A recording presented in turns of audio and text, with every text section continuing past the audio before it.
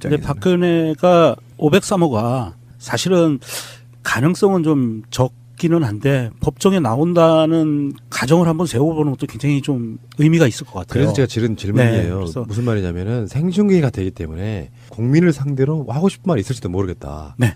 급작스럽게 나오는 거예요. 나와서 아마도 선고하기 전에 피고인 그 최후 진술이 있거든요.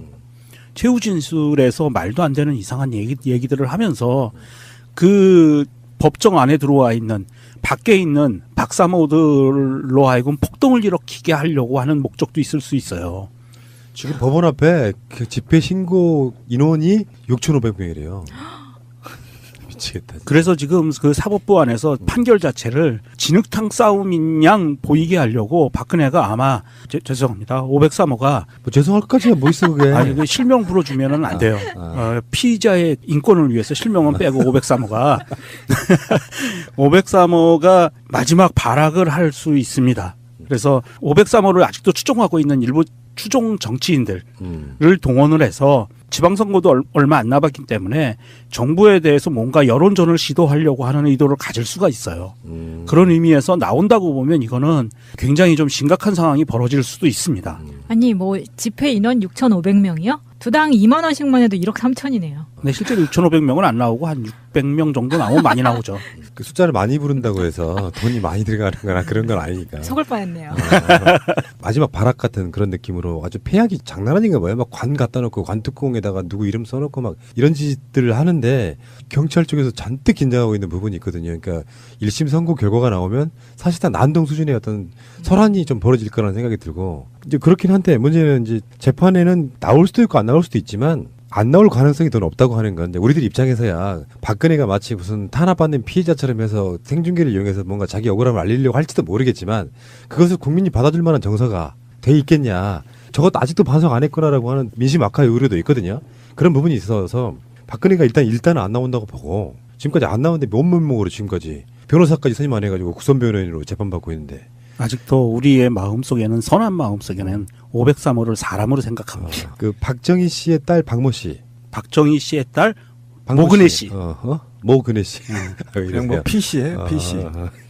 근데 일단 그렇다 치고 이제 재판은 그렇게 안 나올 걸 가능성이 높다고 치고 형량이 문제죠. 형량이 구형량은 지금 징역 30년, 벌금 1,185억 원이거든요.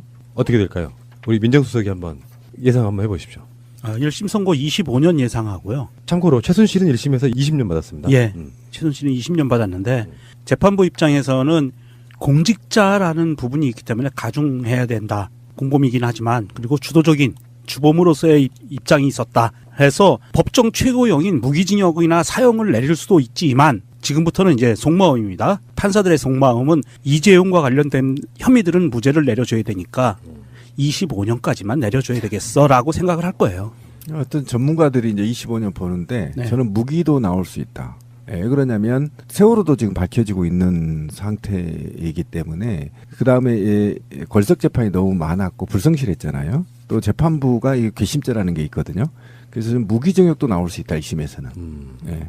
저는 그래서 무기징역으로 좀 무게를 좀. 근데 무기징역이 사면이 더 쉽다는 얘기가 있죠. 지금 사실 박근혜 전략은 재판에서 무죄 받는 전략은 없어요. 왜냐하면 자기 공범들이 다 유죄잖아. 그러니까 최순실 이하 공범이라고 불리는 정호성, 안정범 이런 사람들이 다 유죄를 받았기 때문에 앞선 재판에서 박근혜가 그중에 수개인데 그 무죄에 나올릴 확률은 없고 박근혜 전략과 이명박의 전략은 똑같아요. 그냥 대충 재판받고 사면받겠다는 전략밖에 없어요. 그런데 그것도 쉽지가 않습니다. 왜 그러냐면 지금 그 한국적 정서를 보면요. 사면권이 남발한다고 해서 보통 60에서 70% 이상 형을 살아야 사면 얘기가 나오거든요. 분위기가. 그러니까 아까 말한 대로 우리 권 PD가 얘기한 대로 한 25년 맞으면 한 12년 정도 살면 국민적 정서가 뭐 사면 좀 해줘야 되는 거 아니냐 이렇게 이제 얘기가 불 수 있는 거고 법무부에서도 사실은 사면 명단에 올릴 수도 있거든 전직 대통령이니까. 그러니까 무기징역 해버리면 이게 사실은 또 한정이 안 돼 있잖아요. 그러니까 한 10년 살거나 한 5년 살다가 또는 한 10년 정도 있다가 뭐 사면 얘기가 나올 수도 있어서 실제로 형이 30년이든 25년이든 확정되는 것이 사면을 늦추는 건 맞다. 그런데 워낙 죄가 중해서 제가 볼 땐 무기징역 쪽으로 가지 않겠느냐. 예, 그러니까 박근혜 구형이 나왔을 때 대략의 죄들에 대해서 우리가 다 언급을 했기 때문에 또 죄가 무슨 죄가 있어서 얼마를 받을 것이다 뭐 이런 식의 것은 시간 낭비인 것 같고요. 박근혜 씨도 재판에 안 나오는데 우리가 이걸 분석해줄 의미가 없다고 생각해. 박근혜가 혹시 재판에 나와가지고 국민 여러분께 죄송합니다 다 인정합니다라고 이야기하면요. 우리가 박근혜에 대해서 뭔가 좀 측은지심이라도 가지면서 뭐 20몇 개 제목 중에서 한 이것 정도는 좀 억울하겠다 이 정도는 실드가 가능한데요. 다 안 했다 나는 억울하다는 식으로 이렇게 나간다 그러면 이거는 할 말이 없는 것이고 어쨌건 그런 상황인 것 같고요. 그러니까 예상은 25년? 예, 25년이고요. 저는 박근혜가 희망사항이 있다면 503호께서 그 법정에 출두하셔서 최후 진술에서 이런 그 진술을 좀 해줬으면 좋겠어요. 제가 모자라서 5035입니다. 지금 얘기하는 저는 제가 모자라서 이명박 전 대통령과 그 측근들 그리고 나를 옹이했던 측근들에 휘둘린 나의 이 모자람을 처벌해 주십시오. 저는 주범이 아닙니다. 주범은 따로 있습니다. 이런 진술을 했으면 좋겠어요. 그럴 인격이 돼? 자, 알겠고요. 자, 박근혜 씨에 대한 사실상의 촛불 이후에 가장 중요한 날이 됐습니다. 벌써 1년이 훨씬 넘어서 기소된지 가장 중요한 날이 돼서 굉장히 많은 사람들이 박근혜의 1심 선고 공판에 관심이 쏟아질 것 같습니다. 박근혜 전 대통령의 1심 선고 공판 TV로 생중계하기로 결정이 됐죠. 그런데 박 전 대통령의 변호인이었던 도태우 변호사가 이 생중계를 제한해달라 이런 가처분 신청을 또 법원에 냈네요. 무슨 이유인지 직접 들어보죠. 도태우 변호사님 안녕하세요. 네, 안녕하십니까. 예. 지금은 박 전 대통령의 변호인이 아니시죠? 네, 그렇습니다. 언제부터 언제까지? 민사 대리인입니다. 네. 어떤 대리인이요? 예, 민사소송의 대리인이. 아, 민사소송은 지금 네. 그 대리인 하고 계세요? 네네. 형사건에 대해서는 그러니까 지난번 구속기간 연장된 이후에 다들 이제 사임하신 거죠? 네, 맞습니다. 혹시 그 사임한 이후에도 박 전 대통령 접견하거나 그러신 적 있나요? 예, 최근에 민사소송 대리인 자격으로 몇 차례 접견했습니다. 아, 바로 이제 내일 모레 1심 선고인데 혹시 박 전 대통령이 선고에 대해서 무슨 언급 없으시던가요? 근데 그런 말씀 전혀 나누지 못했습니다. 아, 뭐 심경이나 표정 이런 거에서 좀 어떤 게 느껴진 거 없으셨습니까? 제가 뭐 그렇게 뭐 넘겨짓거나 그런 범위는 아니라고 생각됩니다. 예, 그동안 쭉 접견하시던 데랑 다 똑같았다 그냥? 네, 대체로 뭐 변화 예. 있는 것은 없었습니다. 알겠습니다. 자, 금요일 그 생중계 결정 났는데 문제 있다고 보시는 거죠? 왜 문제가 있습니까?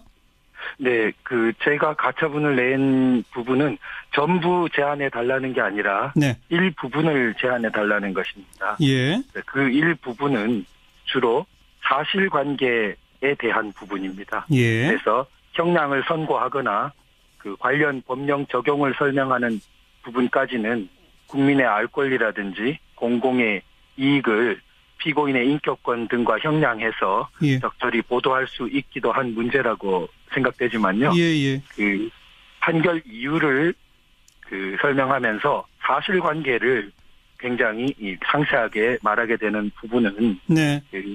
지금이 1심이기 때문에 특히 문제가 된다고 생각됩니다. 예. 이것이 우리 3심까지 거쳐야 유죄로 확정이 되는 것인데요. 예. 그 유죄로 확정되기 전에는 헌법상 무죄 투정의 원칙이 적용되어야 할 것입니다. 예. 그런데 이 사건은 공소 사실이 방대하고 피고인은 전면적으로 무죄를 주장해서 대립이 극심합니다. 예. 그리고 진행의 공정성에 문제가 제기되면서 파행을 겪기도 했습니다. 예. 그런데 이런 상태에서 유죄가 확정되기도 전에 그 사실관계를 상세하게 다룬 부분이 전국적으로 중계된다는 것은 헌법상 권리인 무죄 추정의 원칙 또 적법 절차의 원리 등이 훼손되고 나아가서 공정한 재판을 받을 권리도 침해받는 것으로 그렇게 생각했습니다. 네.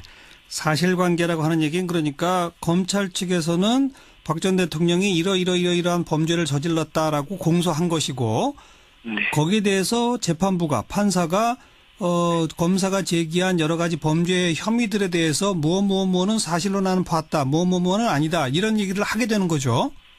네. 변호인의 주장이라는 항목으로 해서 예. 주장을 이렇게 하지만 사실 볼 때 이렇다. 이런 부분도 사실관계를 포함하고 있습니다. 그렇죠. 그러니까 이제 그게 결국은 만약 유죄 선고가 내려진다면 유죄의 근거가 되는 범죄 사실들을 쭉 언급하게 된다 이 말인 거죠. 네, 그렇습니다. 그런데 TV를 지켜보는 모든 국민도 이건 1심 선고일 뿐이라는 걸 다 알고 보지 않을까요? 네, 그렇긴 하지만 이것이 전국적으로 일제히 중계된다는 것은 예. 무죄로 추정되어야 하는 피고인의 입장에서 볼 때에는 또 헌법상 원리로 볼 때에는 예. 너무 강한 유죄 추정의 어떤 상황을 만드는 것이 아닌가 그렇게 생각됩니다. 근데 지금 미국이나 영국, 호주, 캐나다 이렇게 다른 많은 나라에서 법원 생중계 하고 있고 그때는 선고할 때에 그런 사실관계 부분을 또 빼고 생중계하거나 그런 게 아니지 않습니까? 네, 미국과 영국 부분 조금 말씀드리고 싶은데요. 예. 미국은 위법 수집 증거 배제 법칙이라든지 이런 적법 절차 원리가 수사 단계에서부터 형사 절차 전반에 걸쳐서 철저하게 준수되는 나라로 유명합니다. 예. 그러한 법 체제이기 때문에 이러한 중개에 대한 범위도 조금 더 열려 있는 것 같습니다. 그렇지만 미국도 일부 주 법원에 대한 것이고 연방 법원은 허용하지 않는 것으로 합니다. 또 적법 절차 원리의 모국인 영국에는 2011년에야 촬영이 허용된 것으로 알고 있고요. 예. 영국에서조차 1, 2심은 금지되고 대법원 최종심만 허용된 것으로 알고 있습니다. 예. 그런데 무죄 추정의 원칙이 있다 손 치더라도 사실 재판을 특히 선고하는 재판을 생중계하게 되면 정작 국민들이 보고 싶은 거는 선고 형량이 중요한 게 아니라 사실관계를 사실 보고 싶어 하지 않을까요? 사실관계 부분은 너무나 방대한 부분의 공소사실이 있고 그 각각의 세부적인 쟁점마다 치열한 다툼이 있습니다. 그래서 그런 부분에 대해서 어떤 전체적인 공정한 어떤 정보가 다 제공되지 못하는 그런 한계가 있는 상황에서 아직 최종심이 아닌 단계의 일종의 진행 중인 판단이겠죠. 제도 전체로 보면. 그러한 진행 중인 판단을 마치 너무나 최종적인 판단처럼 전달될 수 있게 하기에 그런 부분이 굉장히 헌법상 원리의 훼손을 가져오는 게 아닌가 그렇게 생각됩니다. 결국 항소심 2심에서도 그 사실관계를 놓고 변호인 측과 치열하게 다투게 될 거다 이런 말씀이시잖아요. 그래서 제가 예단하기는 어렵지만 일반적인 경우로 보자면 2심에서도 치열하게 다투는 것이 아마 일반적인 경우가 아닌가 생각됩니다. 그렇게 2심에서 치열하게 다투는 과정에서는 2심을 맡은 재판부가 판단을 내리는 거지 국민이 판단을 하는 건 아니지 않습니까? 네, 물론 재판부가 판단을 하겠죠. 2심에서. 그러니까 재판부가 판단을 하는데 1심 선고가 생중계된 경우와 그중에 사실관계는 생중계 안 한 경우가 항소심의 재판부의 무슨 판단에 영향을 미칠까요? 그렇지만 재판부가 판단을 한다고 하지만 국민들에게 너무나 널리 1심 재판부의 판단 자체가 기정사실로 받아들여진다면 이것은 2심 재판부의 공정한 판단에 결코 유리한 상황은 아닐 거라고 생각됩니다. 그래서 우리가 헌법상의 원칙을 존중하는 방향으로 자꾸 문화를 만들어 가야 되는 것 아닌가. 또 이번에 촬영 규칙을 개정했을 때 선고 시에 한한다는 것을 추가한 반면에 2항에서 신설하기를 시간 방법을 제한할 수 있다고 동시에 신설했습니다. 이렇게 개정한 취지는 선고 시에 촬영을 허용하되 그 중계의 시간이나 방법을 제한할 수 있다는 것을 강조한 법사의 의도거나 입법 취지로 보입니다. 그래서 그런 지혜를 10분 살려야 할 것 아닌가. 그런데 법원이 생중계를 결정한 사안에 대해서 물론 다른 법원에 가처분 신청을 제출하신 거긴 합니다만은 다른 법원이라 하더라도 이걸 받아들일 가능성이 있을까요? 그래서 법원의 판단은 제가 말씀드릴 범위를 넘는 것 같습니다. 일단 주장은 해보고 싶었다 이 말씀이군요. 네. 신청인의 자격과 관련해서 가장 조금 당장 의문이 들 수 있는데요. 제가 이제 국민의 그냥 일원인 자격으로서 가처분 신청을 냈기 때문에 알겠습니다. 그 부분 네. 그나저나 박 전 대통령 선고하는 날 법정에는 안 나가신다죠? 그 부분은 제가 뭐라고 말씀드리는 아닌 것 같습니다. 여기까지 말씀 듣겠습니다. 고맙습니다. 네, 감사합니다. 도태우 변호사였습니다. 박근혜 전 대통령의 1심 선고 공판 TV로 생중계하기로 결정이 됐죠.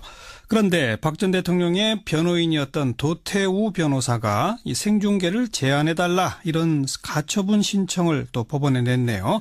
무슨 이유인지 직접 들어보죠. 도태우 변호사님 안녕하세요. 네, 안녕하십니까? 예. 지금은 박 전 대통령의 변호인이 아니시죠? 네, 그렇습니다. 언제부터 언제까지? 민사 대리인입니다. 네. 어떤 대리인이요? 예, 민사소송의 대리인이. 민사소송은 지금 네. 그 대리인 하고 계세요? 네네. 형사건에 대해서는 그러니까 지난번 구속기간 연장된 이후에 다들 이제 사임하신 거죠? 네, 맞습니다. 혹시 그 사임한 이후에도 박 전 대통령 접견하거나 그러신 적 있나요? 예, 최근에 민사소송 대리인 자격으로 몇 차례 접견했습니다. 바로 이제 내일 모레 1심 선고인데 혹시 박 전 대통령이 선고에 대해서 무슨 언급 없으시던가요? 근데 그런 말씀 전혀 나누지 못했습니다. 뭐 심경이나 표정 이런 거에서 좀 어떤 게 느껴진 거 없으셨습니까? 제가 뭐 그렇게 뭐 넘겨짓거나 그런 범위는 아니라고 생각됩니다. 예, 그동안 쭉 접견하시던 데랑 다 똑같았다 그냥? 네, 대체로 뭐 변화 예. 있는 것은 없었습니다. 알겠습니다. 자, 금요일 그 생중계 결정 났는데 문제 있다고 보시는 거죠? 왜 문제가 있습니까?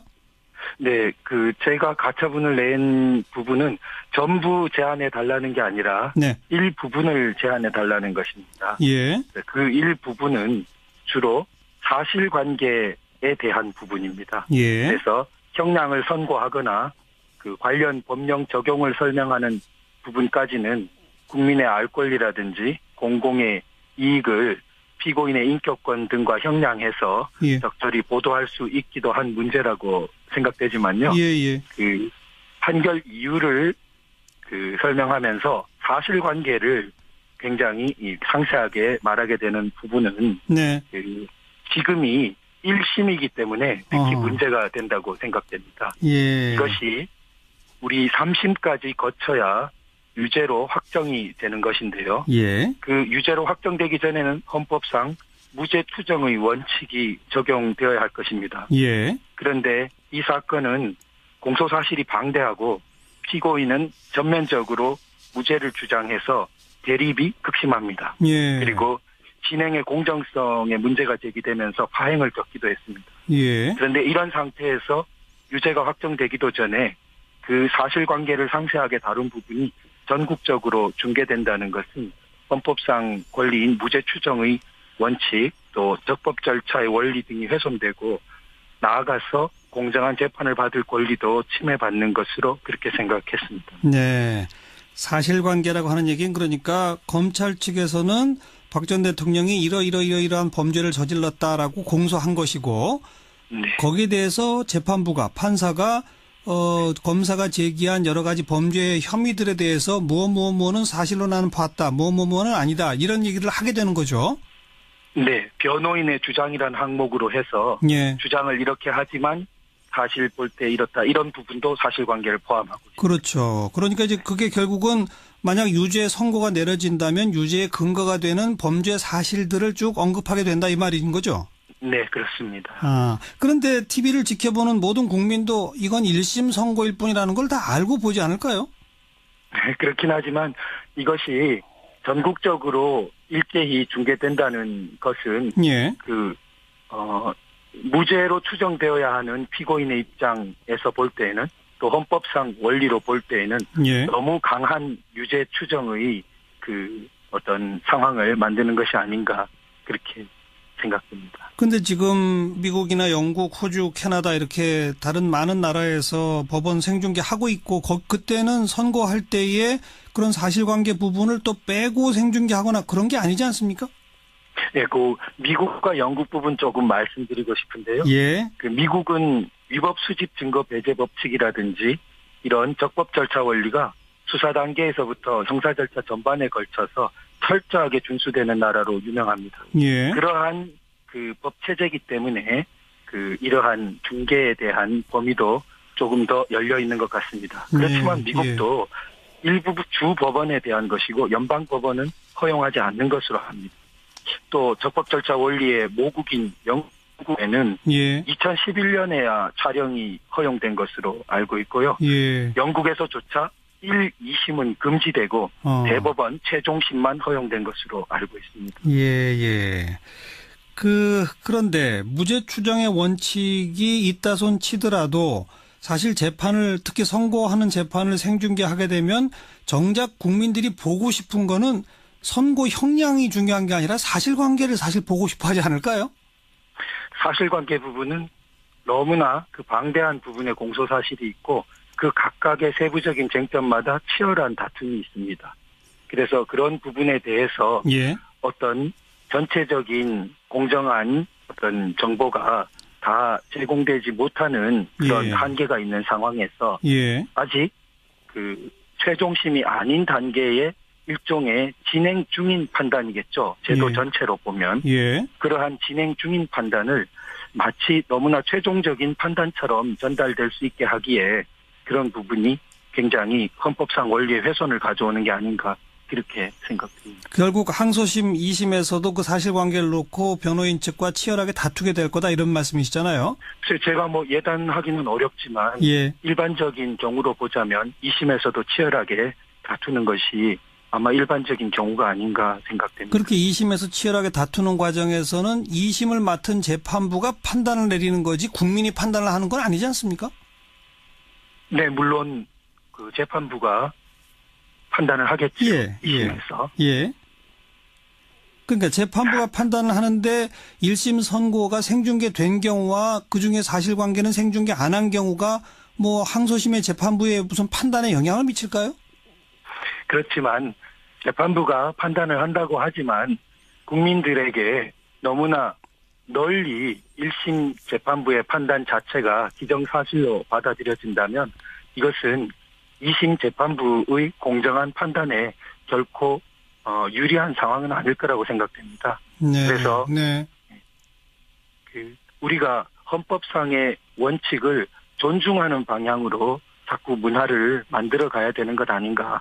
또 이번에 촬영 규칙을 개정했을 때 예. 선고 시에 한한다는 것을 추가한 반면에 예. 2항에서 신설하기를 시간 방법을 제한할 수 있다고 동시에 신설했습니다. 예, 예. 이렇게 개정한 취지는 선고 시에 촬영을 허용하되 그 중계의 시간이나 방법을 제한할 수 있다는 것을 강조한 예, 법자의 의도거나 입법 취지로 보입니다.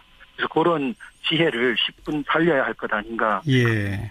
그런데 법원이 생중계를 결정한 사안에 대해서 물론 다른 법원에 가처분 신청을 제출하신 거긴 합니다만은 다른 법원이라 하더라도 이걸 받아들일 가능성이 있을까요?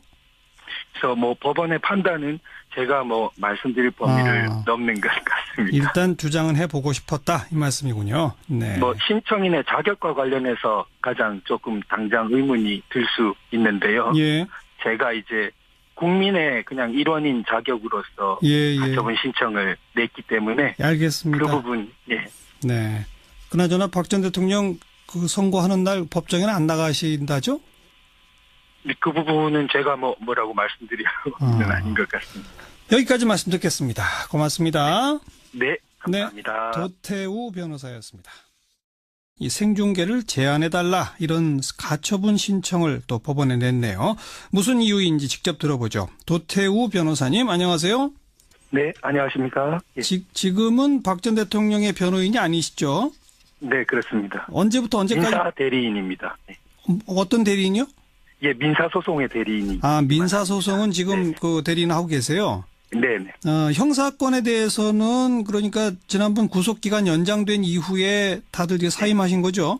네, 맞습니다. 혹시 그 사임한 이후에도 박 전 대통령 접견하거나 그러신 적 있나요?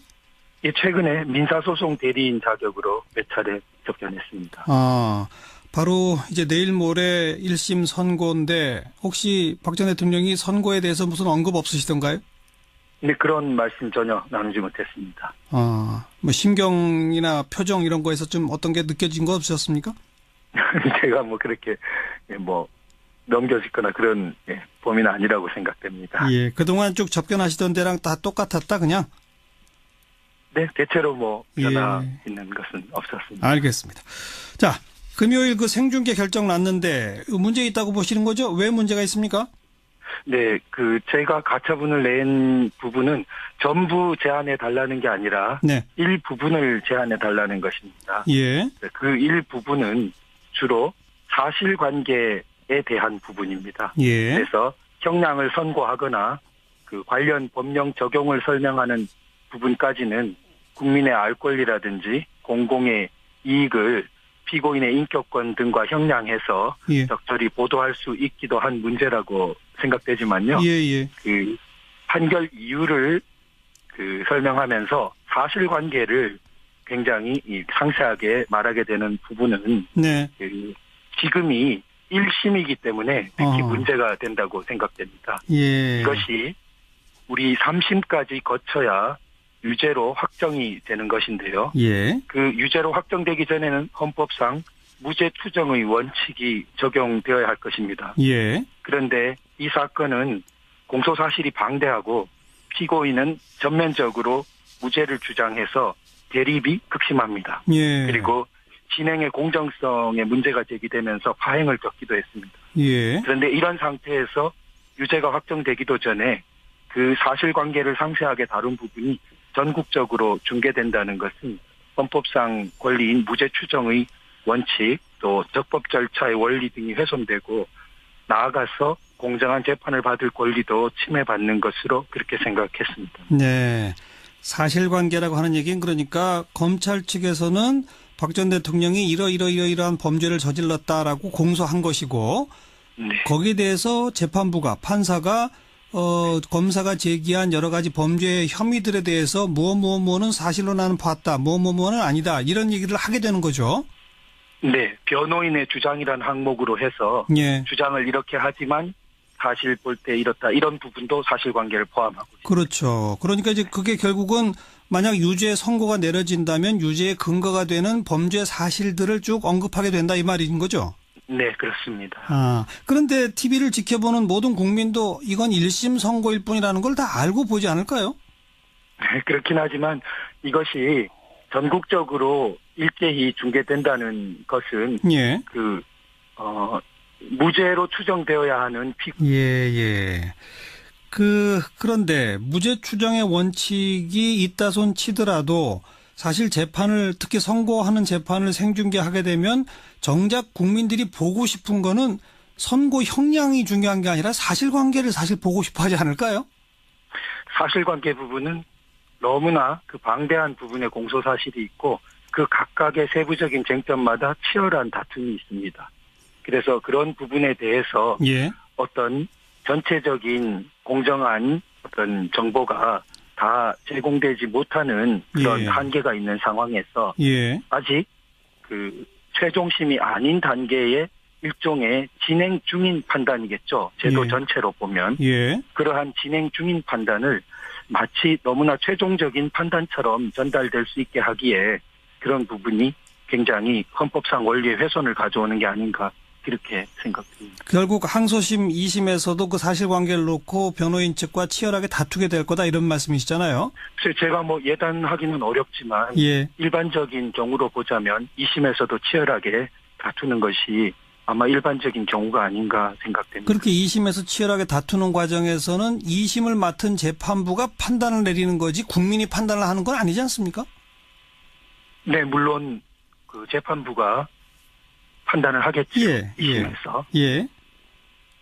그러니까 재판부가 판단을 하는데 1심 선고가 생중계된 경우와 그중에 사실관계는 생중계 안 한 경우가 항소심의 재판부의 무슨 판단에 영향을 미칠까요?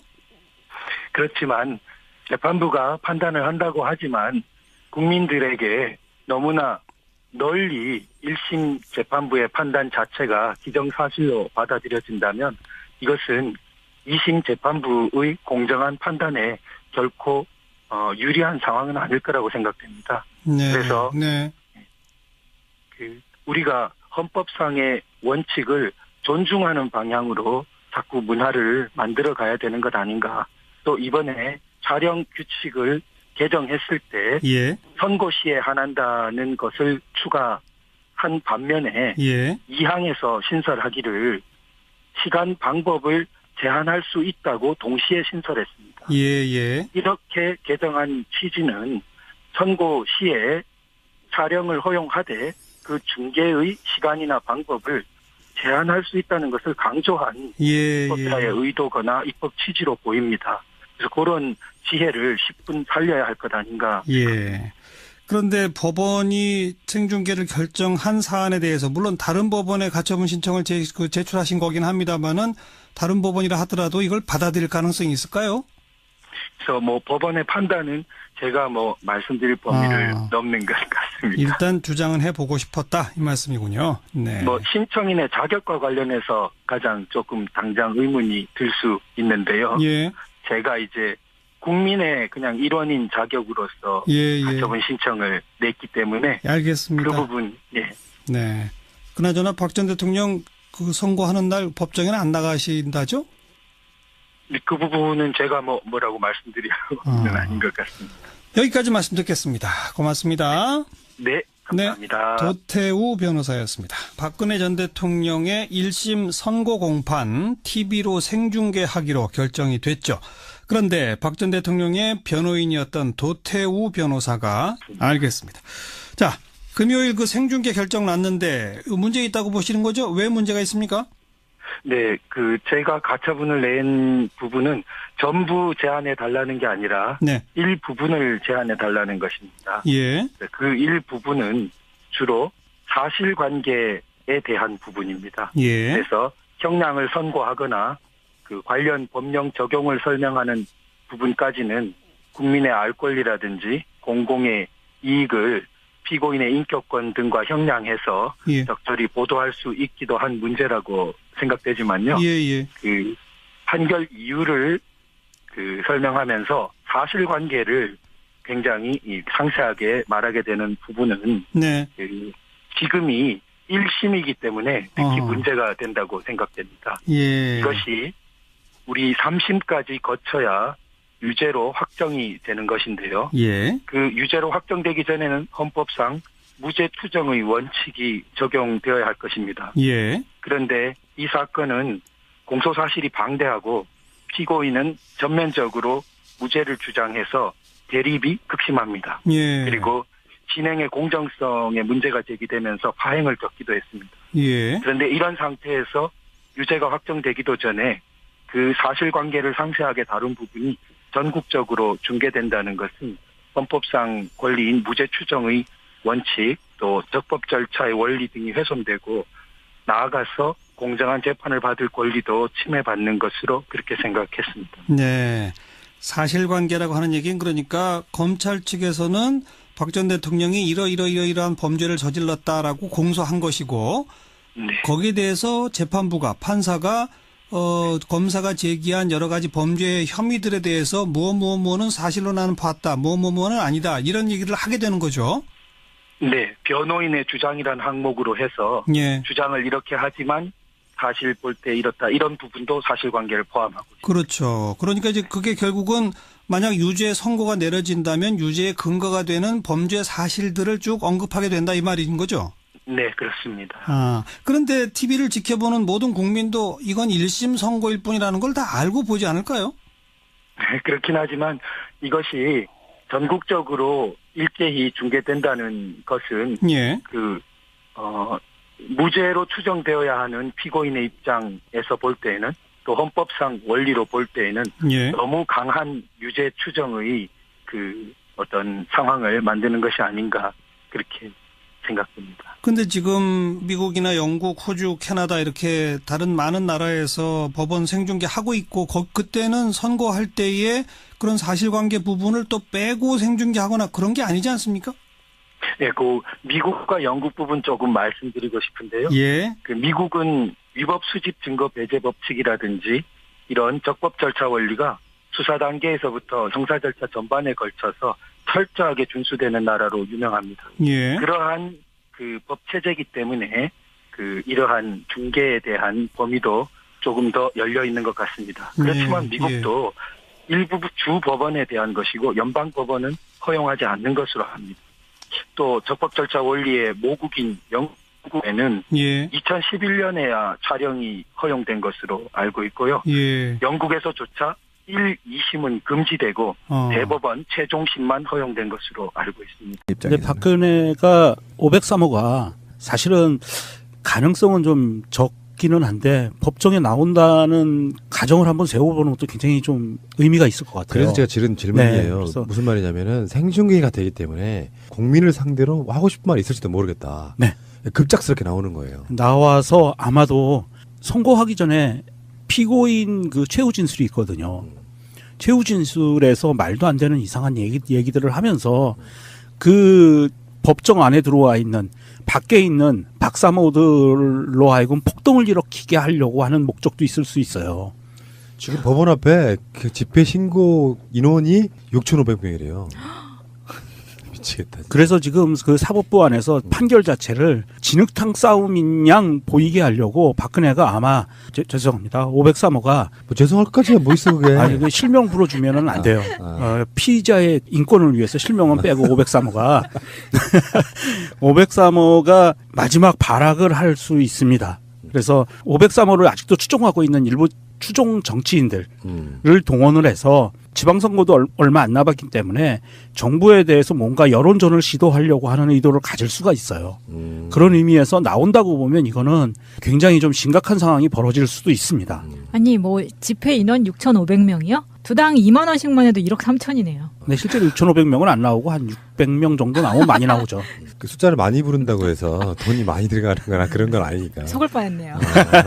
마지막 발악 같은 그런 느낌으로 아주 폐악이 장난 아닌가 봐요. 막 관 갖다 놓고 관뚜껑에다가 누구 이름 써놓고 막 이런 짓들을 하는데 경찰 쪽에서 잔뜩 긴장하고 있는 부분이 있거든요. 그러니까 1심 선고 결과가 나오면 사실상 난동 수준의 어떤 설환이 좀 벌어질 거라는 생각이 들고 이제 그렇긴 한데 문제는 이제 재판에는 나올 수도 있고 안 나올 수도 있지만 안 나올 가능성이 더 높다고 하는 건 이제 우리들 입장에서야 박근혜가 마치 무슨 탄압받는 피해자처럼 해서 생중계를 이용해서 뭔가 자기 억울함을 알리려고 할지도 모르겠지만 그것을 국민이 받아줄 만한 정서가 돼 있겠냐. 저것도 아직도 반성 안 했구나라고 하는 민심 악화의 우려도 있거든요.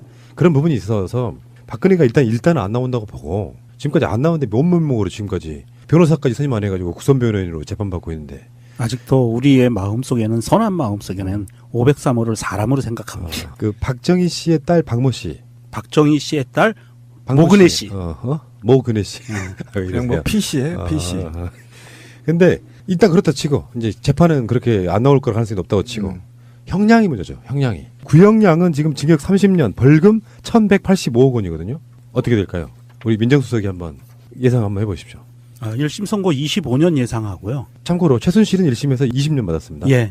최순실은 20년 받았는데 재판부 입장에서는 공직자라는 부분이 있기 때문에 가중해야 된다. 공범이긴 하지만 그리고 주도적인 주범으로서의 입장이 있었다 해서 법정 최고형인 무기징역이나 사형을 내릴 수도 있지만 지금부터는 이제 속마음입니다. 판사들의 속마음은 이재용과 관련된 혐의들은 무죄를 내려줘야 되니까 25년까지만 내려줘야 되겠어라고 생각을 할 거예요. 어떤 전문가들이 이제 25년 보는데 네. 저는 무기도 나올 수 있다. 왜 그러냐면 세월호도 지금 밝혀지고 있는 상태이기 때문에 그 다음에 걸석 재판이 너무 많았고 불성실했잖아요. 또 재판부가 이 괘씸죄라는 게 있거든요. 그래서 좀 무기징역도 나올 수 있다 1심에서는. 예. 저는 그래서 무기징역으로 좀 무게를 좀. 근데 무기징역이 사면이 더 쉽다는 얘기가 있죠. 지금 사실 박근혜 전략은 재판에서 무죄 받는 전략은 없어요. 왜냐하면 자기 공범들이 다 유죄잖아. 그러니까 최순실 이하 공범이라고 불리는 정호성, 안정범 이런 사람들이 다 유죄를 받았기 때문에 앞선 재판에서 박근혜가 그중에 수개인데 그 무죄에 올릴 확률은 없고 박근혜 전략과 이명박의 전략은 똑같아요. 그냥 대충 재판 받고 사면 받겠다는 전략밖에 없어요. 그런데 그것도 쉽지가 않습니다. 왜 그러냐면 지금 그 한국적 정서를 보면요. 사면권이 남발한다고 해서 보통 60에서 70% 이상 형을 살아야 사면 얘기가 나오거든요. 분위기가. 그러니까 아까 말한 대로 우리 권 PD가 얘기한 대로 한 25년 맞으면 한 12년 정도 살면 국민적 정서가 뭐 사면 좀 해줘야 되는 거 아니냐 이렇게 이제 얘기가 불 수 있는 거고 법무부에서도 사실은 사면 명단에 올릴 수도 있거든 전직 대통령이니까. 그러니까 무기징역 해버리면 이게 사실은 또 한정이 안 돼 있잖아요. 그러니까 한 10년 살거나 한 5년 살다가 또는 한 10년 정도 있다가 뭐 사면 얘기가 나올 수도 있어서 실제로 형이 30년이든 25년이든 확정되는 것이 사면을 늦추는 건 맞다. 그런데 워낙 죄가 중해서 제가 볼 땐 무기징역 쪽으로 가지 않겠느냐. 예, 그러니까 박근혜 구형이 나왔을 때 대략의 죄들에 대해서는 우리가 다 언급을 했기 때문에 또 죄가 무슨 죄가 있어서 얼마를 받을 것이다 뭐 이런 식의 것은 시간 낭비인 것 같고요. 박근혜 씨도 재판에 안 나오는데 우리가 이걸 분석해줄 의미가 없다고 생각해. 박근혜가 혹시 재판에 나와가지고 국민 여러분께 죄송합니다, 다 인정합니다라고 이야기하면요, 우리가 박근혜에 대해서 뭔가 좀 측은지심으로 더 가지면서 뭐 20몇 개 제목 중에서 한 이것 정도는 좀 억울하겠다 이 정도는 실드가 가능한데요, 다 안 했다, 나는 억울하다는 식으로 이렇게 나간다 그러면 이거는 할 말이 없는 것이고, 어쨌건 그런 상황인 것 같고요. 그러니까 예상은 25년? 예, 25년이고요. 저는 박근혜가 희망사항이 있다면 503호께서 그 법정에 출두하셔서 최후 진술에서 이런 그 진술을 좀 해줬으면 좋겠어요.